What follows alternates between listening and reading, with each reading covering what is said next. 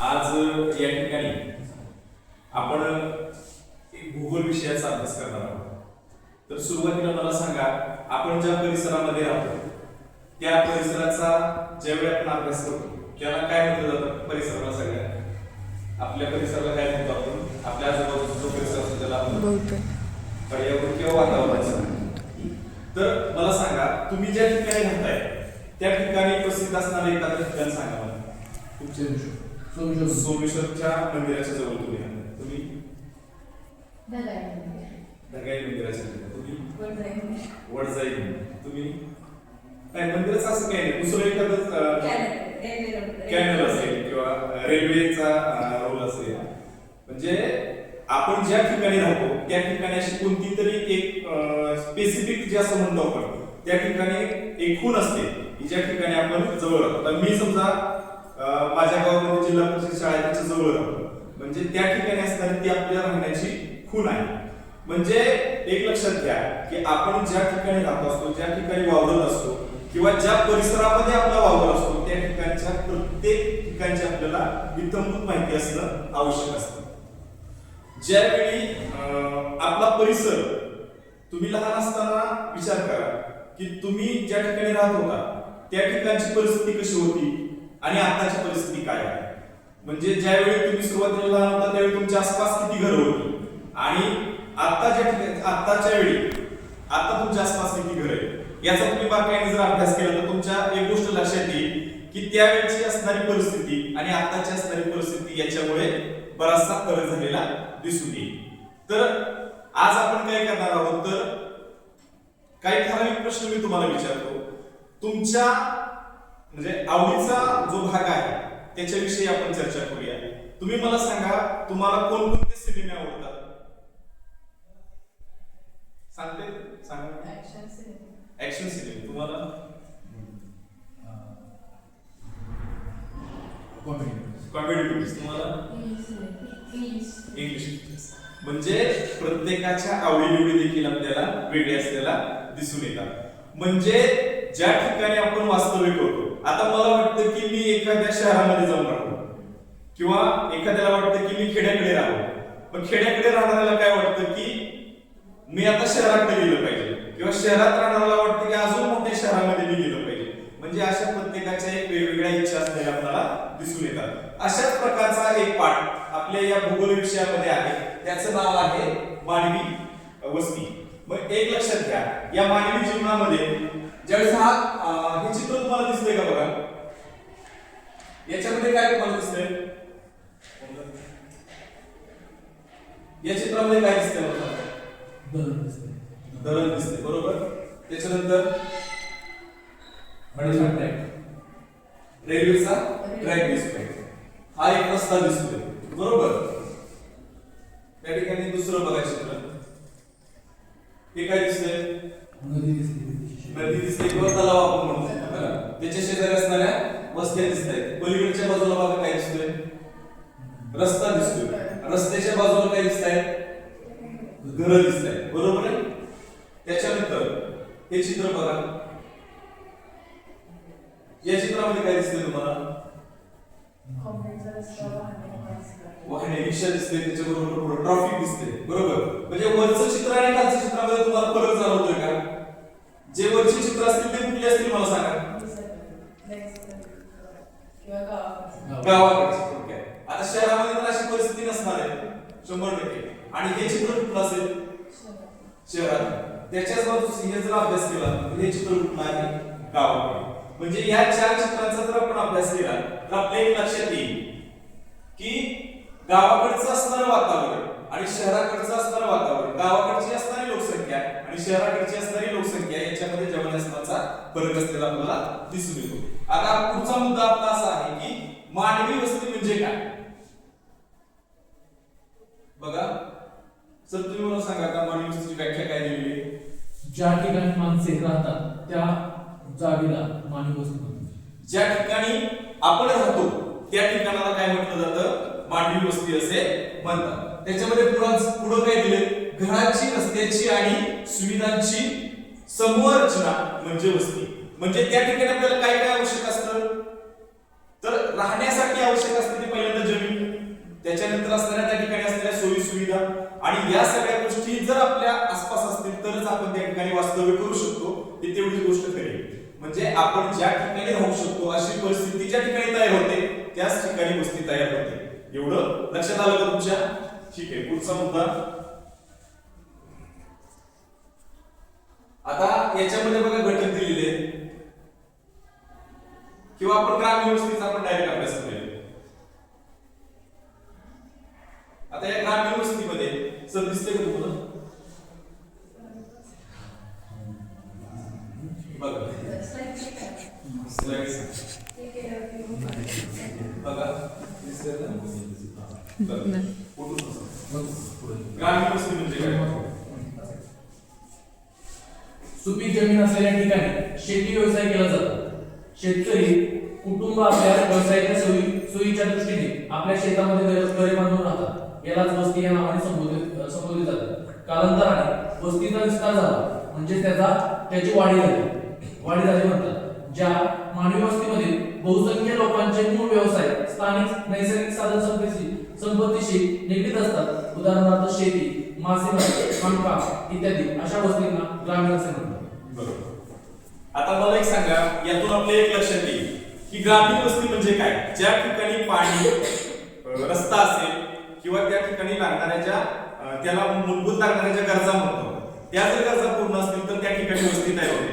पण वस्ती कुठं तयार होते? तर ज्या ठिकाणी समजा समुद्र आहे तर समुद्राच्या ठिकाणी जी वस्ती तयार होते त्या लोकांचा मुख्य व्यवसाय कोणता असेल?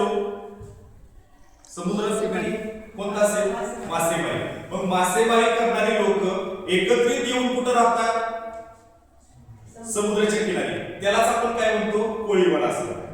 म्हणजे ती एक ठराविक वस्ती झाली.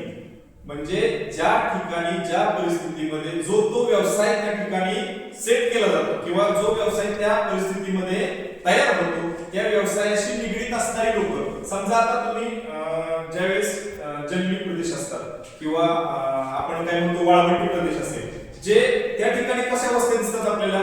एकदम अशा विखुरलेल्या. म्हणजे कुठंतरी एखादं घर असतं आपल्याला, कुठंतरी एखादं घर असं दिसतं. त्या ठिकाणी काय झालेलं असतं तर लोकवस्ती फार कमी असते. त्या ठिकाणी लोक राहण्यासाठी तयार नसतात. ज्याला कोणाला जागाच नसेल अशीच लोक त्या ठिकाणी राहिलेली आपल्याला दिसून येतात. आता ग्रामीण भागामध्ये ज्यावेळी समजा एखादा साखर कारखाना आहे. आता सोमेश्वरचं जर तुम्ही उदाहरण घेतलं तर या सोमेश्वर या ठिकाणी असणारा जो साखर कारखाना आहे, सुरुवातीला साखर कारखाना नसताना असणारी सोमेश्वरची परिस्थिती आणि आताची असणारी सोमेश्वरची परिस्थिती जर आपण बघितली तर हळूहळू लोकवस्ती वाढलेली सर या ठिकाणी दिसून येते. सुरुवातीला या सोमेश्वर मंदिराच्या आसपास राहणारी लोक आणि आता राहणारी लोक याच्यामध्ये फरक झालेला आपल्याला दिसून येतो.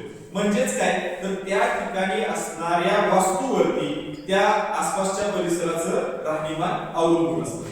त्याचबरोबर मला सांगा आता जसं आपण मासेमारी करणाऱ्या लोकांचा एक समूह तयार होऊन त्या ठिकाणी कोळीवाडा तयार झाला, तशाच प्रकारचा ज्यावेळी जंगलामध्ये एखादा समूह राहतो त्यावेळी त्या ठिकाणी आदिवासी विभाग तयार होतो आणि तिथं आदिवासींचा पाडा असं त्याला म्हटलं जातं. म्हणजे त्या ठिकाणची ती परिस्थिती तशी तयार झालेली असते. म्हणजे परिस्थितीनुसार त्या ठिकाणी वस्ती निर्माण झालेली असते. मग आता त्या नागरी वस्ती असेल, आता ग्रामीण भाग, त्याच्यानंतर तो ग्रामीण भाग वाढत जाऊन त्याचं शहर झालेलं आपल्याला दिसून येतं. आता तुम्ही माळेगावचा जर अभ्यास केला तर माळेगावमध्ये असणारी पहिली ग्रामपंचायत आणि आता त्याचा जर विस्तार जर पाहिला असेल तर त्या ठिकाणी झालेली आता नगरपंचायत. याच्यावर आपल्याला लक्षात येईल की त्या ठिकाणी असणाऱ्या सोयी सुविधा वाढत गेल्या, त्या ठिकाणी असणाऱ्या लोकांची संख्या वाढत गेली, आपोआपच त्या ठिकाणी असणारी जी लोकसंख्या आहे ती वाढल्यामुळे व्यवसायाची वाढ झाली आणि त्या ठिकाणी ग्रामपंचायतची नगरपंचायत कधी झाली की कोणालाही कळलं. म्हणजे एवढे झपाट्याने लोकवस्ती आपल्याला वाढलेली दिसून येते. त्याच्यानंतर आता आपण जर शहरी वस्तीचा जर अभ्यास केला, ग्रामीण भागात तुम्ही जर एक गोष्ट लक्षात घेतली तर लोकसंख्या फार कमी असते, त्या ठिकाणी असणारं वातावरण चांगलं असतं, त्या ठिकाणी काही सोयी सुविधा तुम्हाला कमी प्रमाणात उपलब्ध होतील, पण ज्या उपलब्ध होतील त्या चांगल्या प्रतीच्या असतात. तुम्ही गावाकडे जर पाहिलं तर शेतीमधून लगेच तयार म्हणजे पिकलेला माल लगेच तुम्हाला गावामध्ये विक्रीसाठी आणलेला दिसतो.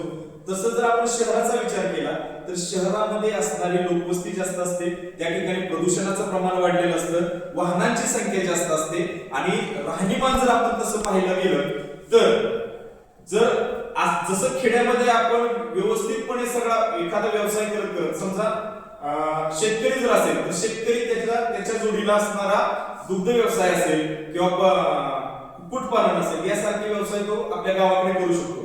परंतु जर आपण शहरामध्ये राहायचं म्हटलं तर हे व्यवसाय आपण करू शकत नाही, कारण की त्या ठिकाणी असलेली जागेची कमतरता आपल्याला 100% जाणवते. त्याच्यामुळे त्या ठिकाणी कंजेस्टेड जागा असते आणि त्या ठिकाणी असणारं प्रदूषण आणि इतर सगळ्या ज्या समस्या आहेत, ती गटाराच्या समस्येपासून इतर सगळ्या समस्या आहेत, त्याच्यामध्ये तो शहरामध्ये तेवढे ज्या प्रमाणात हे पाहिजे त्या प्रमाणात तो राहू शकत नाही. त्याचबरोबर जर आपण विचार केला तर त्या ठिकाणी तुम्हाला शहरामध्ये उद्योग चांगले झाले दिसतील, शिक्षण चांगलं मिळेल, परंतु तुमच्या आरोग्यासाठी आवश्यक असणाऱ्या गोष्टी त्या ठिकाणी मिळणार नाही. आता वस्तीचं जर स्वरूप आपण पाहिलं, दिसतात का तुम्हाला नाव ते दिसतात? पहिलं जर स्वरूप पाहिलं तर विखुरलेली वस्ती, म्हणजे ही वस्ती कुठं आढळते तर डोंगराळ प्रदेश, त्याच्यानंतर जंगले, वाळवंट यासारख्या ठिकाणी विखुरलेली वस्ती आपल्याला दिसून येते. विखुरलेली याचा अर्थ तुमच्या लक्षात आला म्हणजे कुठं तरी ते घर एखादं आपल्याला दिसते बऱ्याच अंतरावरती, आणि इथं काय होतं तर लोकांचा संपर्क राहत नाही, यांच्यामध्ये देवाणघेवाण विचारांचे व्हायचा प्रश्न येत नाही. त्याच्यानंतरचा दुसरा प्रश्न आहे एकत्रित वस्ती किंवा केंद्रीय वस्ती. मग या वस्त्या कुठं आढळतात तर ज्या ठिकाणी एखादा समजा कारखाना आहे किंवा एखादी नदी आहे, एखादा तलाव आहे, एखादं सरोवर आहे, या ठिकाणी ज्या झालेल्या वस्ती असतात, एखादं केंद्रबिंदू मानून झालेली जी वस्ती तयार झालेली असते त्या ठिकाणी त्याच्या सगळ्या ज्या गरजा असतात त्या वस्तीच्या त्या पूर्ण होत असतात, मानवाच्या सगळ्या गरजा पूर्ण होत असतात आणि त्या ठिकाणी जी तयार झालेली वस्ती असते तिला एकत्रित वस्ती किंवा केंद्रित वस्ती असं म्हटलं जातं. त्या ठिकाणी लोकांच्या विचारांची देवाणघेवाण होऊ शकते, लोकांच्या आपापसाची संस्कृतीचं जडणघडण म्हणतो आपण, विचारांचं जडणघडण झाल्यामुळे संस्कृतीचं जडणघडण होण्यास त्यामुळे मदत होते. आणि तिसऱ्या जर वस्तीचा आपण अभ्यास केला तर तिसरी म्हणजे रेषीय वस्ती. आता रेषीय वस्ती म्हणजे कशी तर आपण हायवेने जर गेलो तर हायवेने जाताना किंवा शहरामधून जाताना आपल्याला एक लक्षात येईल की एका सरळ रेषेत हायवेच्या कडेला एका कडेला वस्ती झालेली आपल्याला दिसून येईल आणि त्या वस्तीलाच एक सरळ रेषेत असल्यामुळे रेषीय वस्ती असं म्हटलं जातं. हायवेच्या बाजूने जर आपण गेलो तर ती वस्ती तयार होताना एक लक्षात येईल, सुरुवातीला पहिली रेषा तयार झालेली असते, त्याच्यानंतर त्याच्या पाठीमागे वस्ती तयार झालेली दिसते आणि नंतर त्याच्या पाठीमागे म्हणजे आपण एनए प्लॉट म्हणतो. आता एनए प्लॉट जसे आहेत ते हायवेच्या कडेलाच आपल्याला जाणवतात दिसतात आणि त्याच्या बरोबरच फक्त त्या वस्तीच तयार होत नाही तर त्या ठिकाणी सर्व व्यवसाय देखील त्या ठिकाणी तयार झालेले आपल्याला दिसून येतात. आणि ह्या सर्व गोष्टी जर घडत असतील त्या एका रेषेच्या म्हणजे रस्त्याच्या कडेला जी वस्ती तयार होते त्याला एक रेषीय वस्ती असे म्हटलं जातं. तर या तीन प्रकारच्या वस्तीचे प्रकार आपल्याला दिसून येतात.